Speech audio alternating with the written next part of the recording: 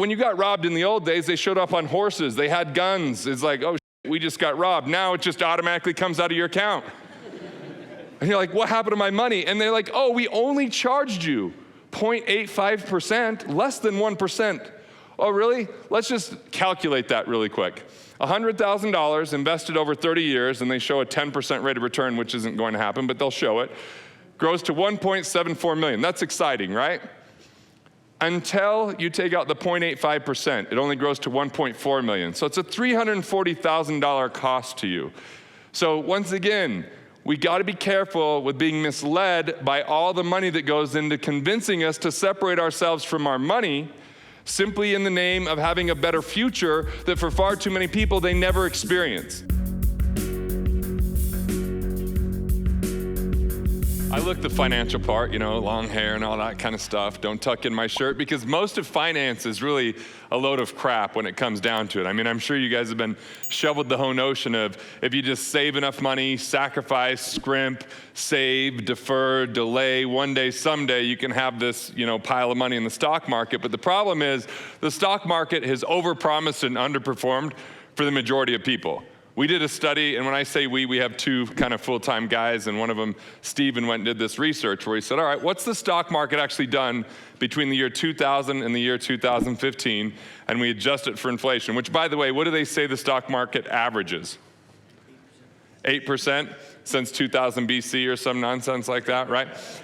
So what we found is 8% was accurate. It was 8.4% total over that period of time. So that isn't really going to get people too far ahead. And the matter of fact is that you have a business that should far exceed and outperform any of that. And a business is something that you understand, that you relate to, yet at the same time, you're supposed to take money from that business and set it into investments that are highly speculative, that are hard to understand when they're going to pay off, how they're going to work, why they would earn a rate of return, how you're going to benefit from them. Yet that's what people are sold all day long. Now, the other thing that we're sold, and I'm sure you've heard it, is to live within your means, right? Everyone's hard to live within your means. When I submitted that for the title, Yannick denied it. He said that no one would show up, right? Because that's a pretty painful notion, live within your means. What do you think about doing with that? Cutting back, restriction. And here's the deal, no one shrinks their way to wealth. So if you start thinking in a reductionist mindset, it actually limits wealth, not grows it. But living within your means is good advice from the standpoint of you shouldn't spend a whole bunch more money than what you make and end up in a train wreck type of situation.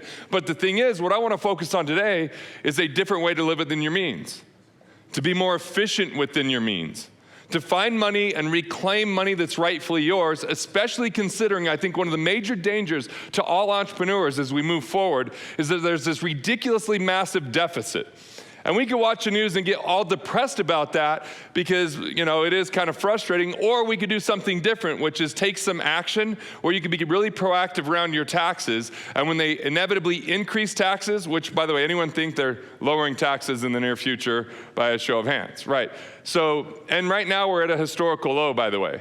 Since the tax code came out in 1913, what do you think the average top rate has been? 67%. It's at 40% right now. So there's a lot of people that are deferring taxes into a future where they're going to just get hit with major taxes. So I'd rather save you things than just have you delay things.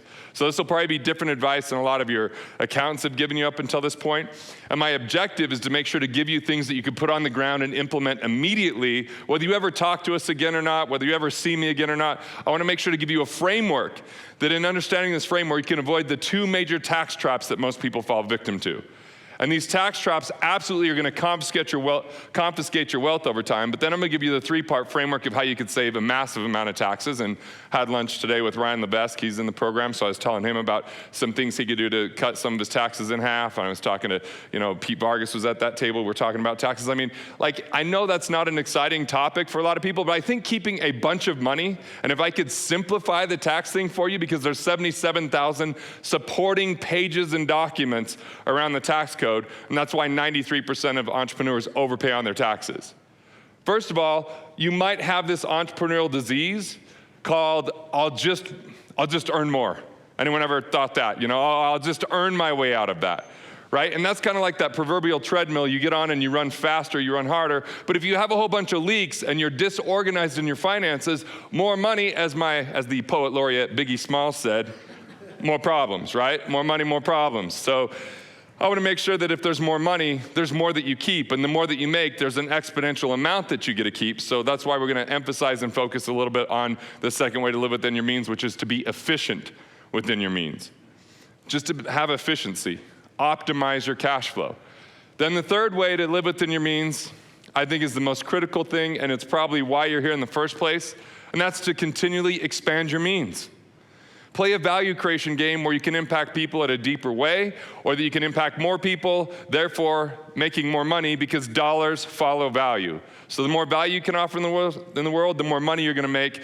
And really, there's kind of a framework out there that leads towards economic independence. So what I mean by economic independence is when you have enough investment income and some entrepreneurial income.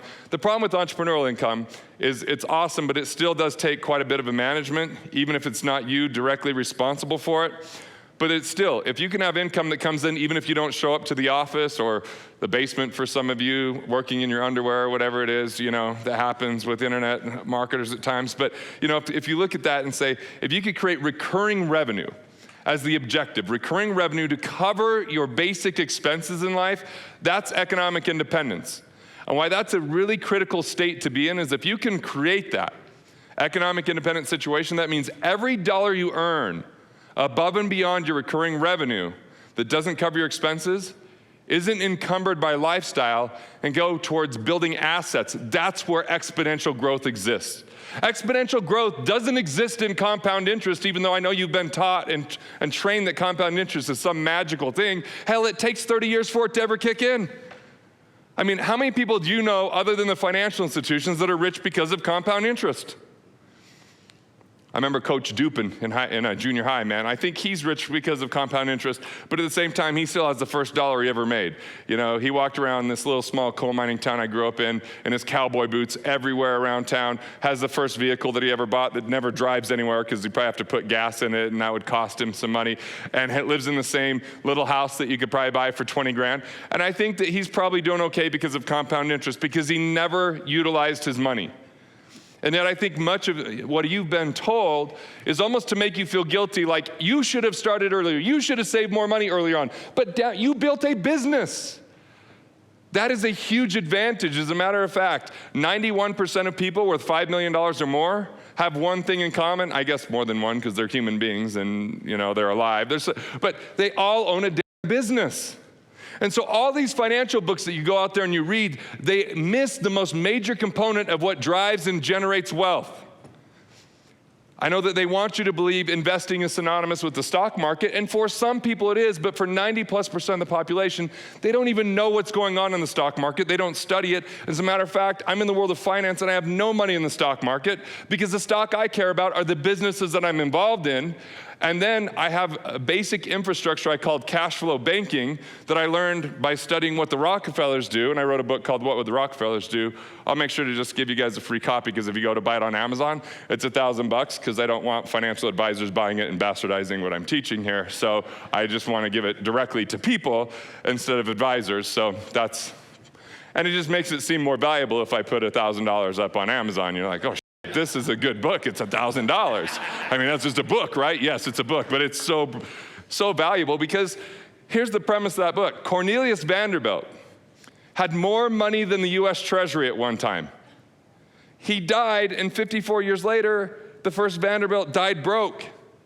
So the Vanderbilt fortune has been absolutely decimated because they didn't understand how to translate and transfer wealth. As a matter of fact, most people never make it past the third generation, yet the Rockefellers are on their sixth generation of passing on wealth. They still donated $50 million to charity last year, and the net worth is growing, not diminishing.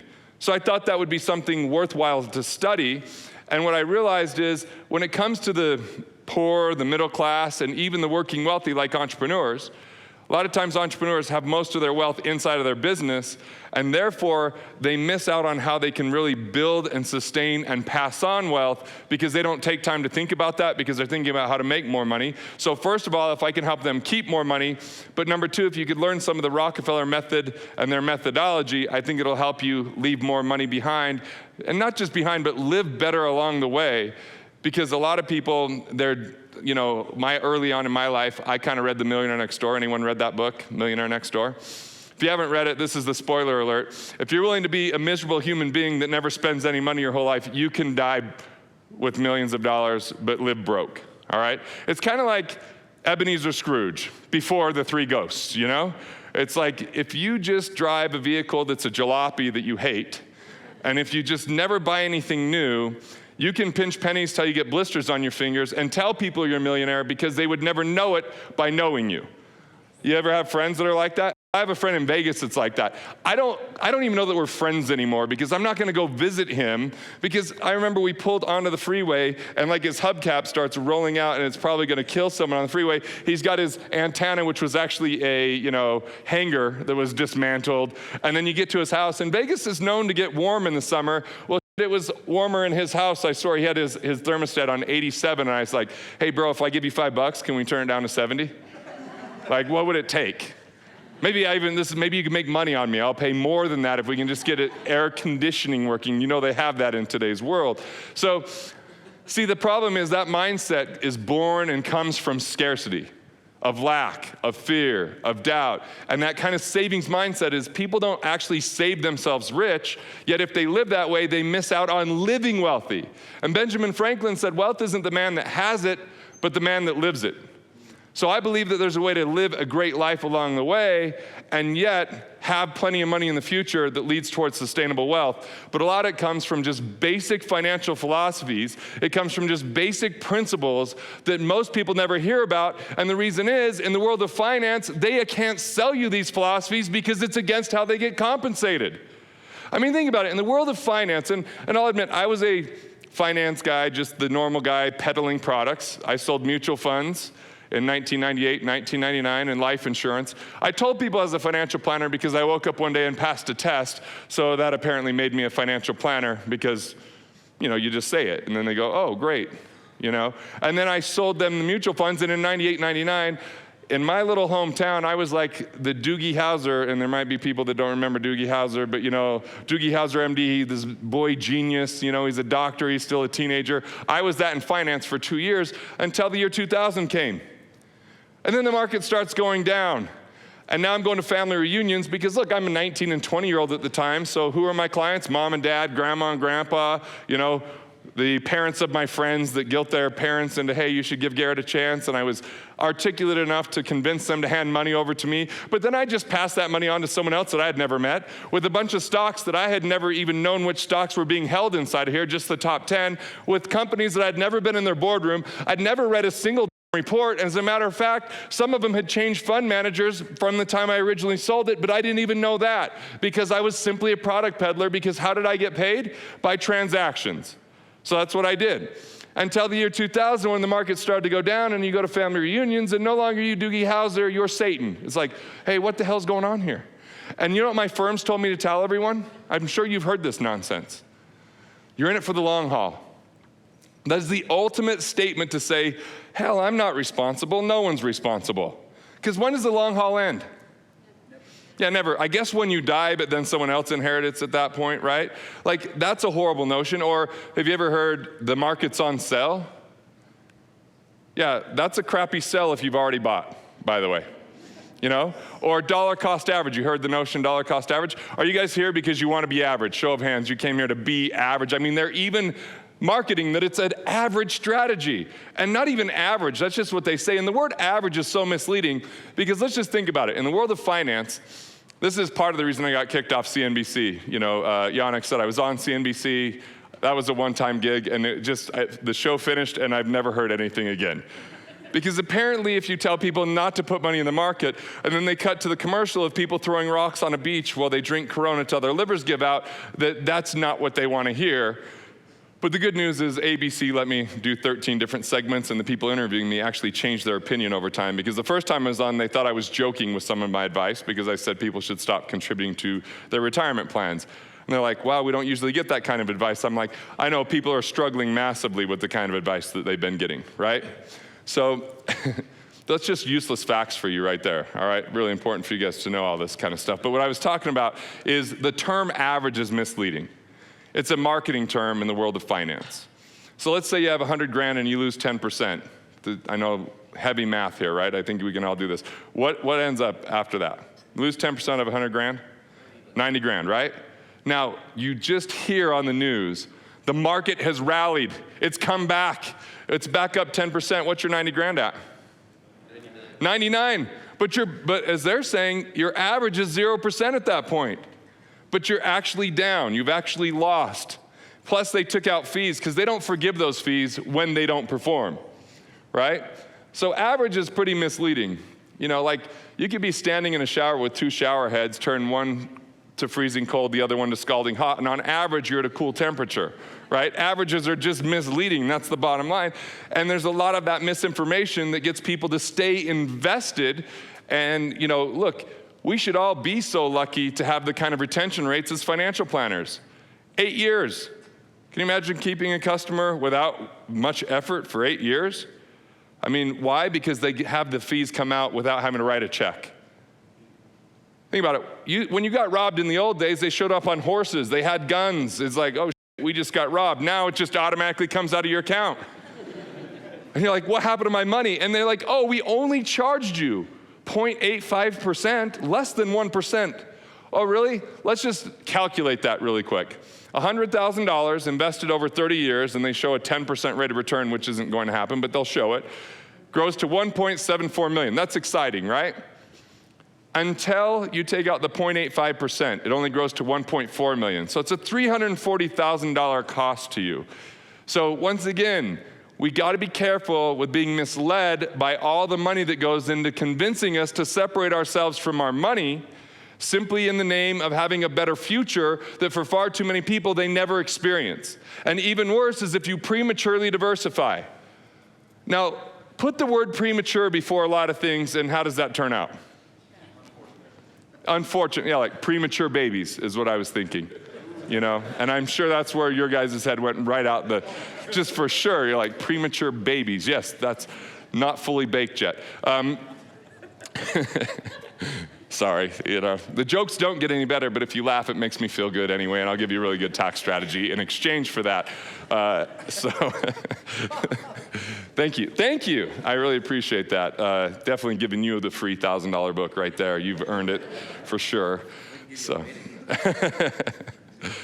So, look, let me just get to quickly through how the framework works to create economic independence, so we could dispel this notion of, you know, investing for retirement, because entrepreneurs, when they turn age 65, 92% of them could not stop working and still cover their expenses. It just doesn't happen. Why? Because it's an antiquated, problematic model where you're being taught to accumulate through deferral, through sacrifice, and through saving. And budgeting sucks. That's why my next book's called Budgeting Sucks, is because no one wants to budget unless they're a weirdo. There's some weirdos in here that like to budget, right? But for the most part, we don't love budgeting. And the reason is it doesn't actually work because it puts you in a scarcity mindset and has you think about constraint. So here's the alternative to budgeting, because as I give you these strategies that are going to put money in your pocket, this is where I want you to capture it. So if there's one action you take from this talk, this next action is it. So be ready to take notes, all right? And it has nothing to do with my company. You just go to wherever you're currently working. The key is you set up a wealth capture account. It's a separate account than your business checking and your personal checking. What I found is businesses have insatiable appetites. We can always find stagnant money can find a place to go in a business if it sits there for too long. On the personal side, you know, some of you might be deep savers, but some of you might be spenders, or some of you might, you know, be addicted to really nice lifestyles, because what I found is a luxury once enjoyed becomes a necessity. I grew up in a coal mining town. We stayed in, motels, and now I stay at boutique places, and it's like, that's a lot different price range. you know? And I asked my wife, I said, hey, if we ever went broke, what would you miss most? She goes, where we stay, those damn hotels. Because, you know, when we first were together, I read Millionaire Next Door. I was going to pinch my way to wealth and like save every penny, to the point where she was like, this was a big mistake. I think she thought that. She may have said it to family and friends. She was probably not willing to admit it to me, but thank God I kind of had an epiphany and transferred into the concept of more thinking abundantly and thinking about exchange and thinking about value creation and thinking about enjoying life along the way and understanding that you are your greatest asset. Not a stock, not a bond, not a piece of real estate. So if you don't take good care of yourself, you don't have very much to give. And if you're constantly in constraint and restraint, then you don't learn how to invest, because every dollar becomes a cost to people in the scarcity mindset instead of dollars that become an investment. An investment, you put $1 in something, more than $1 comes out. How much should you budget for that? Infinite until it doesn't perform anymore. That's why budgeting is a stupid notion, and I'm about to dispel it for all of you so that you can live a freer life. Would that be worth coming to? Okay, good. Now I'm hyping it up like a son of a bitch, I better deliver here. So, all right. So here's the deal. You set up a separate account, and I should make this seem like it's more magical and more difficult. It's so easy, but so profound. You set up a separate account at wherever you're banking. You need to make sure it has a sweep relationship, S-W-E-E-P, not sweet, a sweep relationship, where you can automatically sweep money into this account. So when you go to pay yourself, you take money from your business and you pay yourself personally, which if you're not doing, what the hell's wrong with you? We need to talk, because we'll get that money back from the government so you can start paying yourself more. But when you go to pay yourself, you just pay yourself first, right? Before you pay bills, before it goes to lifestyle, you take a percentage off the top. My recommended percentage is 18%. Now, there's a reason for that 18%.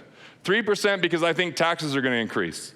3% for planned obsolescence because I just bought a house not that long ago, and our stupid Viking dishwasher doesn't wash dishes, apparently. I literally think there's Vikings in there licking the dishes, you know, like it is just, so we had to get a new, that's called planned obsolescence. You just have to replace stuff over time, right? Another 3% for technological change. Because even over by the rescue mission over here, there's still homeless people with cell phones. I mean, it's amazing. Technology changes our world, and there's certain things you're going to start to acquire that don't even exist today. Another 3% is for inflation. You know, and that's probably low, but I'm just saying we got to be able to handle the fact that our dollars erode over time and our purchasing power goes down. Another 3% for one of my favorite things, which is propensity to consume, which means a luxury once enjoyed becomes a necessity. We just like to buy nicer things over time, hopefully. Hopefully we continue to increase our lifestyle. And the last 3% will probably be your favorite, which is simply you set up a second account. So you have two accounts you're going to set up, your wealth capture account and your living wealthy account. Wealth capture, all 18% off the top goes there. Melinda, you've been doing this for a year now, right? Yes. Right, so she could tell you. Yeah, so I taught her this a year ago. She's been doing it for a year. Working? It is. Absolutely. Yeah. So I even answered for you. Is it working? Yes, it is. Yes, yes, so, you know. I probably should let you answer. All right, so this living wealthy account is you just take 1/6 of what you pay into the wealth capture and you put it in your living wealthy account, and this is the rule. Guilt-free spending. That's your reward for paying yourself first, that you get to spend that on whatever you want. Mine is probably heroin. I mean, you know, maybe like psychedelics and stuff are fine, but heroin, I don't know. I just don't know. I haven't been convinced that that could be a good thing, but yeah, what do you want to spend it on? You just treat and reward yourself with no guilt. Guilt-free spending, all right? You pay yourself first. Now, if you feel like 18% is hard to get to, that's where we're going to next. I'm going to show you how to get there. I just want you to set up this account, because if you don't set up the account, here's what happens. Parkinson's law kicks in. Parkinson's law states that when you have an increase in your income, if you don't have an infrastructure to capture that increase, within 3 to 6 months, your expenses will rise to meet, or they'll actually exceed that increase.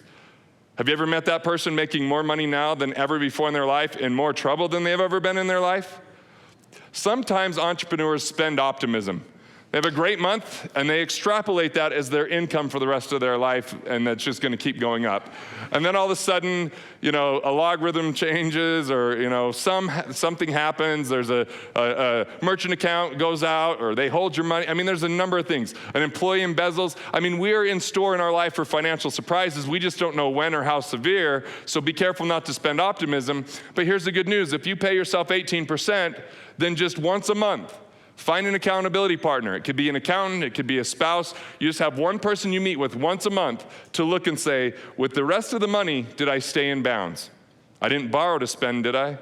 I didn't spend more than what I made, did I? And if you did, that's all you got to do to eliminate budgeting. All right? Pay yourself first, and then make sure you stay in bounds.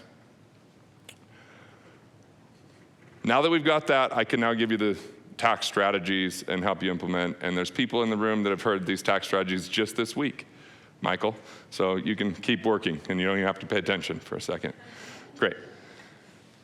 All right. Tax traps. The first two that you have to avoid. Number one, don't just defer taxes.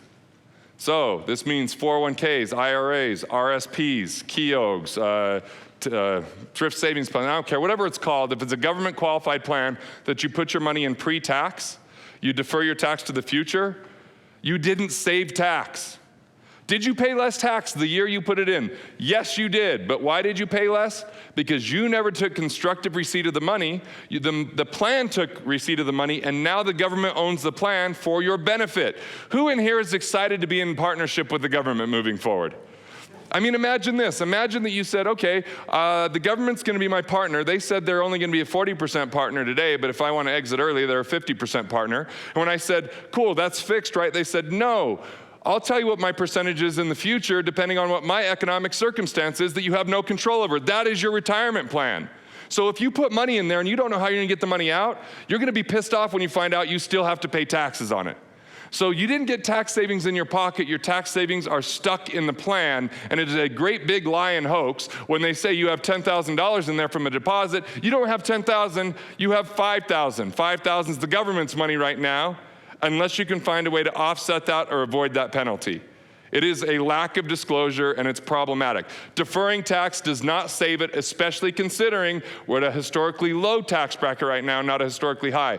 Now, who plans on making more money in the future? Show of hands, right? When financial planners tell you you're going to be in a lower tax bracket, you should slap them in the face, or at least give them a squirrel tap if you know what that is, It's like, are you kidding me?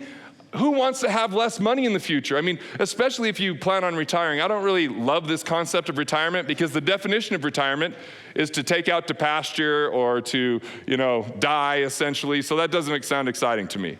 I'd rather have something I'm engaged in and then just enjoy life along the way, so I don't just work myself to death for the one day someday when I have a replaced hip that I'm going to go out and enjoy life and be on the beach when I'm, so wrinkled, no one cares. I mean, it's like, I don't love this notion of deferral for your entire thing. It's a crazy notion, and thinking you're going to have less money in the future is a nightmare. Because think about people in 1980, if you said, what's a good amount of money to have in a retirement plan, what do you think they said?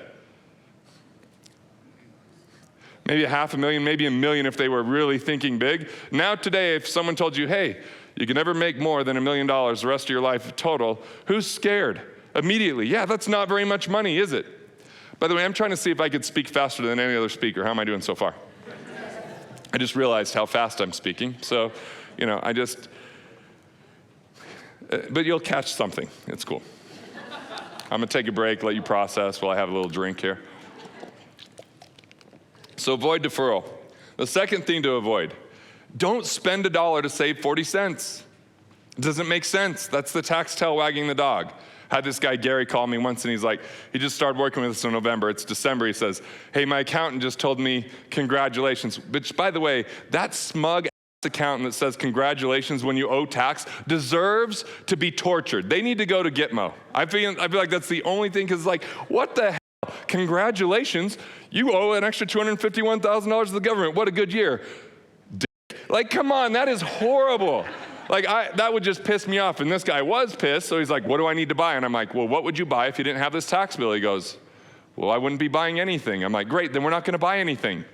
It's like, well, what about the taxes? I asked a few questions. I'm like, why is it such a big surprise that you have this money, that you made this money, and why are you finding out about it now? He goes, oh, I just had an event. We made an extra $500,000 than what we anticipated. It went so well. And I was like, cool, well, what did you sell? He said, well, coaching, and I'll be working with people throughout the year, this year, next year. I'm like, whoa, so you haven't actually performed, or they haven't rendered the services? He's like, no. I'm like, great, we'll move you to accrual. Now, everyone in the room shouldn't go to accrual. It is more complicated and expensive, but this person had a $251,000 problem that we were able to defer to the next year. And I know I said you never defer, but I'm deferring 1 year. And the rule is, if you have an exit strategy, you can defer. If you don't have an exit strategy, you can't.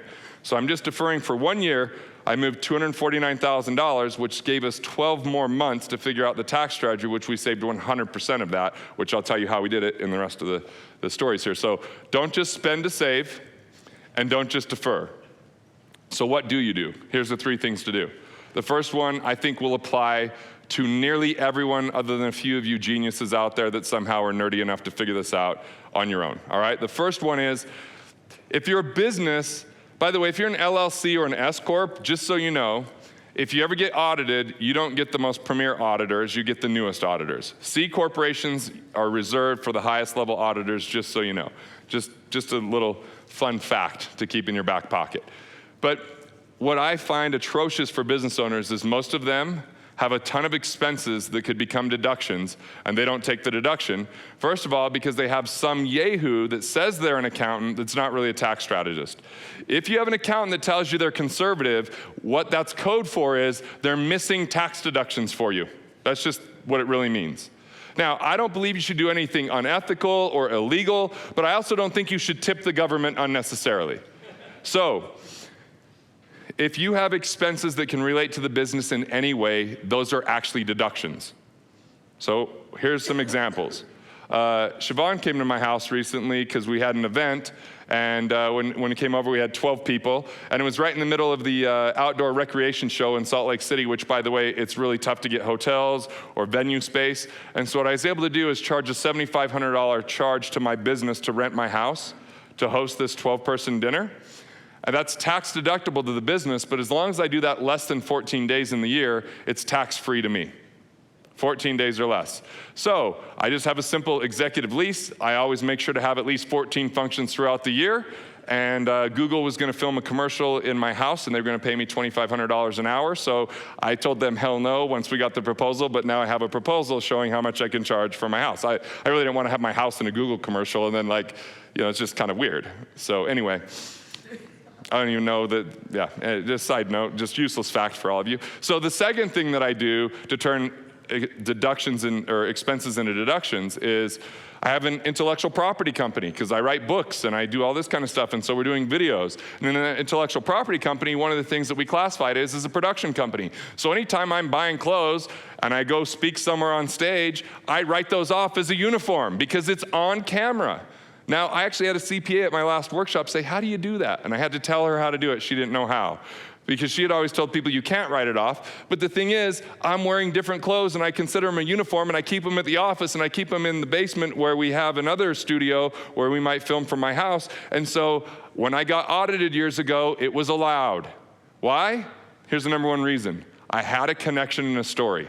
Your expenses become deductions if you have a story of how it relates to the business. I know they make it seem like it should be more complicated than that. It's actually that simple. So my CFO, if he's traveling somewhere, even though he's going to see family, but he's going to have at least one business meeting, he emails ahead of time. He documents that in a nice folder. What I do is I print out an American Express bill and I write with really sloppy handwriting what the expense was for. Just document. In whatever way you do it, don't let the excuse of getting it documented be something that holds you back. But turning your expenses into deductions is a really big deal to save a bunch of money. One word of caution now. If that expense that has become a deduction is 20% or more of your overall tax deductions for that year, just know that if it's ever disallowed, that's a 25% penalty.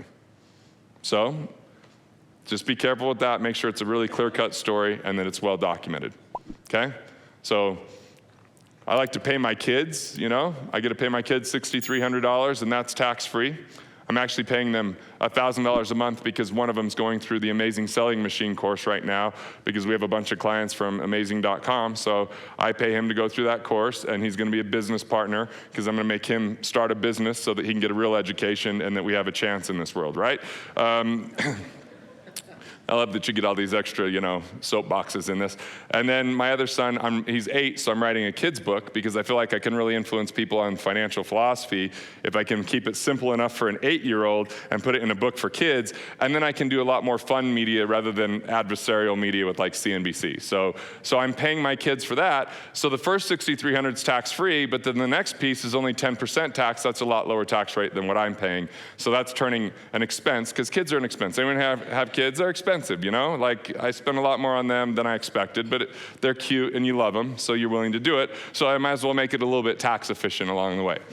So turn your expenses into deductions. Then the next thing, so that's strategy 1. Strategy 2, reclassify your income. Reclassify your income. So if you don't have, there's so many ways to reclassify your income. At lunch, what I was talking about is because I have intellectual property, I can actually have a separate intellectual property company, and I can actually have some of my income be capital gain income. Capital gain for me is about half of what my ordinary income tax rate is. So every time I can get paid for intellectual property or the sale of that intellectual property, then all of a sudden that becomes a capital gain type of transaction, especially the way it's structured. There's more detail, but I'm just trying to get you to think. The other thing, taking ordinary income to capital gain, at lunch that we were talking about is, there was someone at lunch that was doing $7 million of revenue, so I said, hey, have you thought of setting up your own insurance company as a C Corp? You can put up to $1.2 million this year, $2.2 million next year, and then you can manage it like an insurance company, so it's conservative investing. But then if you ever have a risk that you need to pay for, that's tax-free. If you don't, you can pull that out, and it's a capital gain. Once again, going from 40%, more like 20%. So that's one way to reclassify income. Let me give you the simplest way to reclassify income that will apply to everyone in the room to some degree, all right? So if you own a building, for example, charge yourself the highest possible rent because that's a 1099 more passive income than W-2.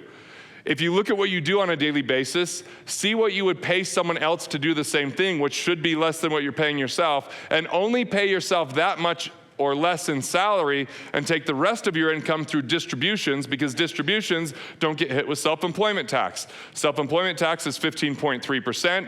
Even when that's maxed out, you still have Medicare and Medicaid at 3.2%. And when you're making more than $250,000, then it goes up to another 3.7% penalty for making an income. So if you can take it as a passive income instead of active, you avoid all that tax. So find every way you can do that, which might be the type of corporation you set up. You could be an S corporation and pay yourself what I call differentiating income, salary versus distributions. That would be an example of taking more passive income. Or once again, could you license your IP to your company? Because even if you don't do the big transaction I did, you're still going to get it where it's a 1099 type of structure versus a W-2, which will be lower taxes. So there's so many ways to reclassify income, and there's so many opportunities when you do that. So here's strategy number 3, or the third part of the framework, which is really on you first and foremost, but there's like 5 pieces to it, okay? The first thing is you gotta be proactive.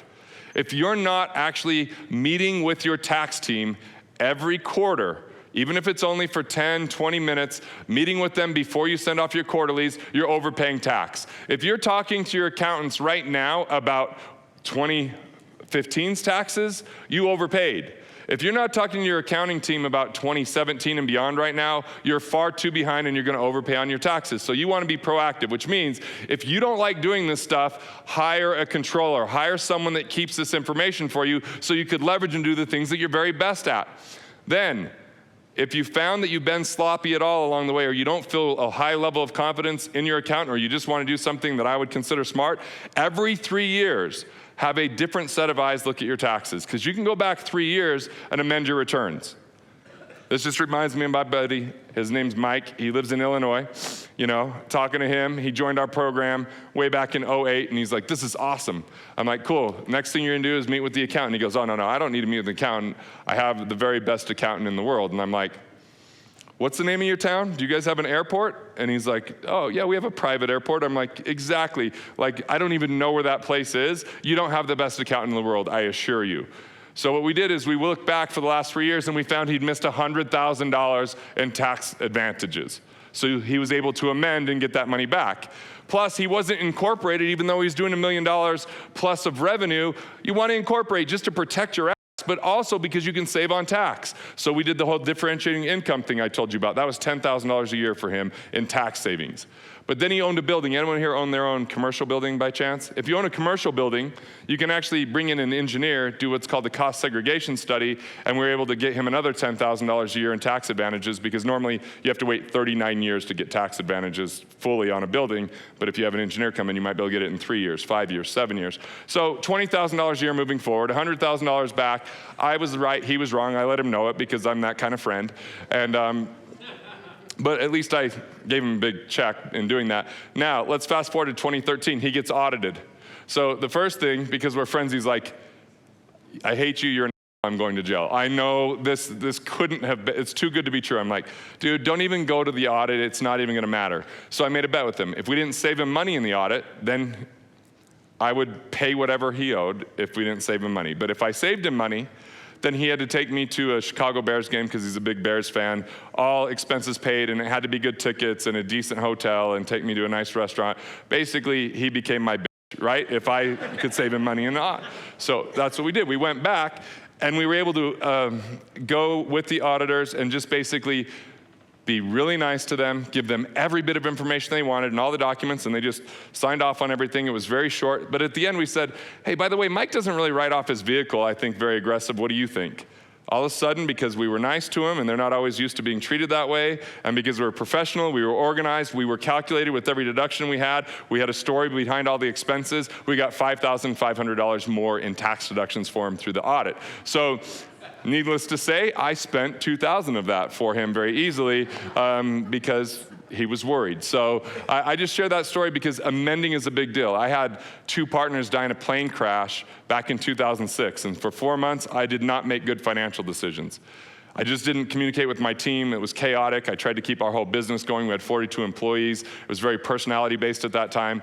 So I actually got to go back in 2008 and amend my returns from '06, and I got $54,000 back, and I do this every day.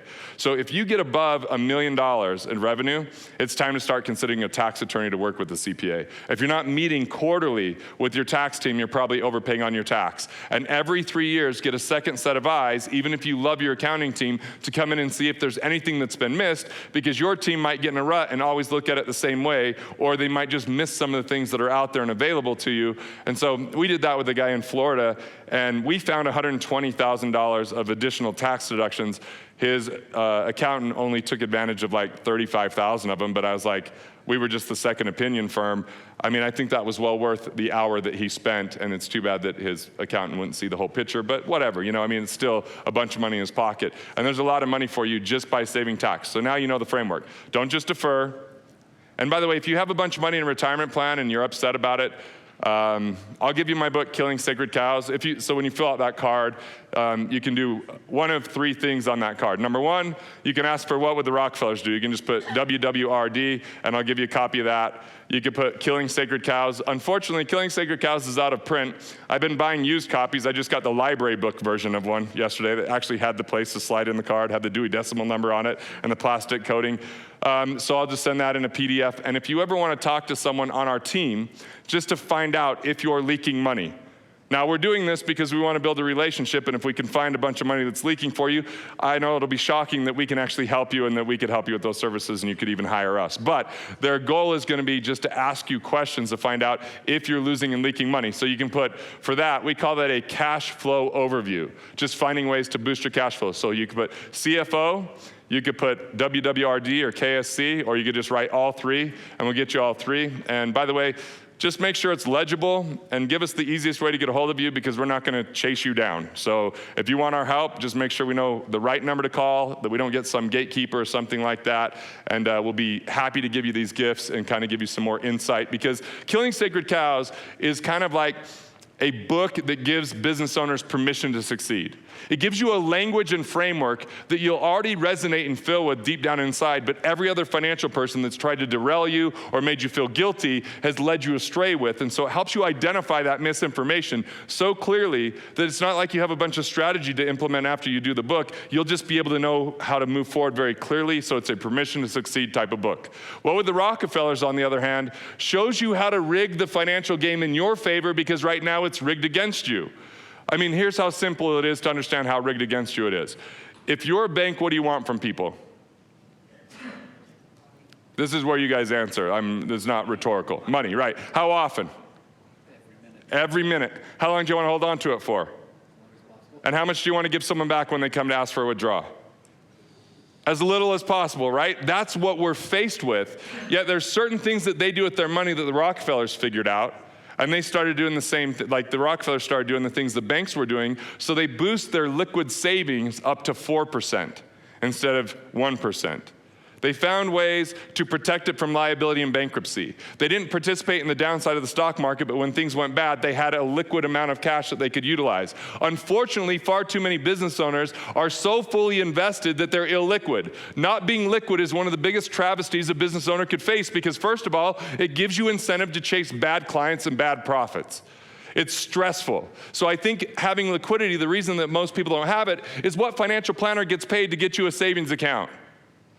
I told you to take one action, set up a wealth capture account. We don't make money if you do that. I just know that if people start doing that, businesses are going to succeed. And for me, I want 1 million business owners to get economic independence, because if they do, they get exponential growth. And me as a customer, I get exponential value.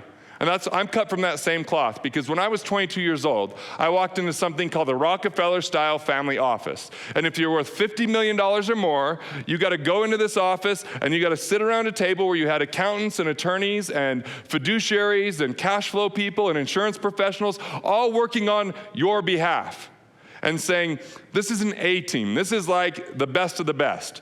And you know what? Their number one focus was to save on tax. And so I sat there and I'm like, I was 22, I came from a small town, wasn't worth $50 million. So at first I was fascinated, but that quickly turned to frustrated. Because I started to think, why do these guys get the best advice? And this is why they have sustainable wealth. They're not speculating and taking all their risk in the stock market. They built their money with their business, and they found ways to preserve and protect it. And they have people looking out for them that can do real due diligence. In the world of finance, due diligence is like Sasquatch. You hear about it all the time, but no one's ever seen it, right? Because it's hard to do due diligence if the person is making a commission selling you something. At a family office like the Rockefellers designed, no one's selling anything other than they're charging a massive fee to protect your money, preserve it, and make sure it's perpetuated. So in what the Rockefellers do, I share that methodology so that you can now have that insight on how did they perpetuate wealth and actually have more along the way and stop, making certain financial mistakes. But I'll just say, make sure when you invest, forget about accumulation and focus on cash flow. Go for economic independence, plug the leaks first, continually expand your business, and that's gonna make a world of difference. And if some financial person comes and they're worried about taking your money because of the latest, greatest investment, say no, save the time, and put it back into your business, and you'll have exponential growth. What's up, Garrett? My name's George. What's up, George? What would you say about student loans? Would you try to pay them off as fast as possible? I would say this. We all have what's called cost of money. So cost of money is your highest net, best rate of return. So it has to be sustainable. But let's say that you could earn 5% and your student loans cost you 2%. Do you think you should pay them off? Probably not. But let's say they keep you up at night, every night, and it feels like you just can't live until those things are paid off. Then you might choose to pay them off. But here's the deal. Don't collapse method and objective. If your objective is to pay it off, don't just pay extra to that. Build a system where you have control of your money, you have access to it, and you have liquidity so that you're not really overstretched and illiquid, and then you can pay them off in one fell swoop. But we have this guy on our team, his name's Tim Carden, and once I used to just tell people, if you have student loans, there's not much you can do.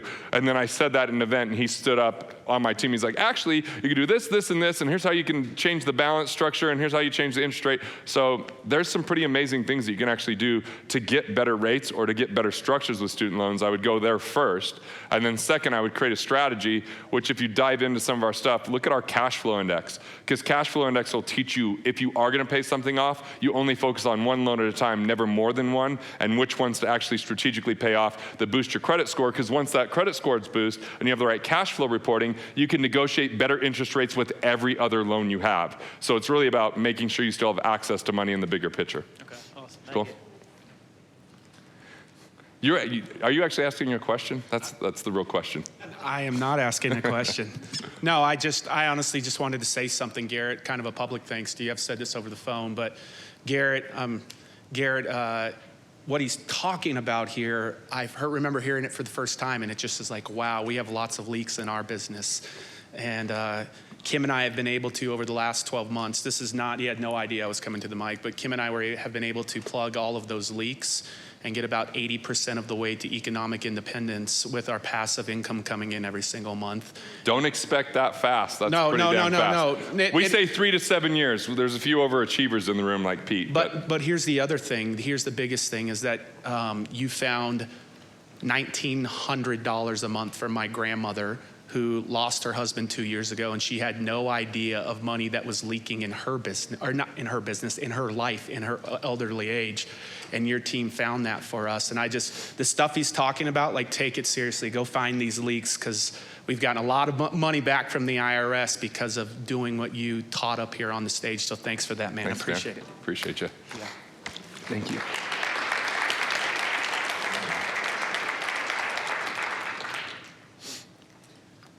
Hi, Garrett. Hey, how's it going, man? My name is Scott. Thanks for laughing at my jokes. I really appreciate that, Scott. They were good, and your enthusiasm was really My wife awesome. told me if I wanted to be a comedian, we would starve as a family. So just heads up on that. You could tweak it a little. Yeah. You'd work it out, I think. I recently set up a family and a business trust. Okay, great. As well a foundation. So I'm going to start incorporating 1041s. Does your group get into that part as well, those vehicles?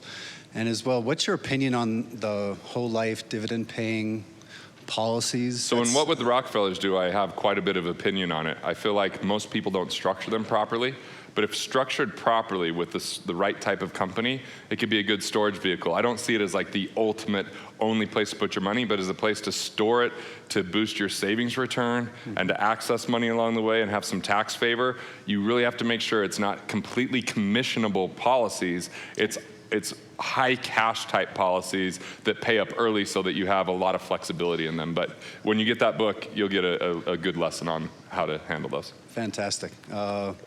Yeah, I had put in money. I changed my IRA into a Roth IRA, and my accountant's all high on how the great savings are. And I'm like, but I'm also looking at this other policy. I'm like, holy shit, I can be saving so much more money and utilizing my own ideas on investing and savings and not worrying about what that tax has later in life. But excellent. Thank you, Garrett. Great, thank you. Okay, I don't have a question for you. But I was going to ask if you had a yeah, question. I don't really have a question for you, but I have to tell you, since I haven't seen you. So you did this webinar for my private inner circle group, and she just reported yesterday that just from the webinar that you did, she saved $25,000 just from this content from the webinar. So do something with what I just talked about. Yeah, right? Yeah. And then dive in deeper, because she's like, I'm going all in. Anyway, Nice. thank you. Well, thank you. I really appreciate it. All right. Thank you so much. Want to master your money? Want to figure out the things that you could do to improve your finances? Click here and check out more videos like this on Money Matters.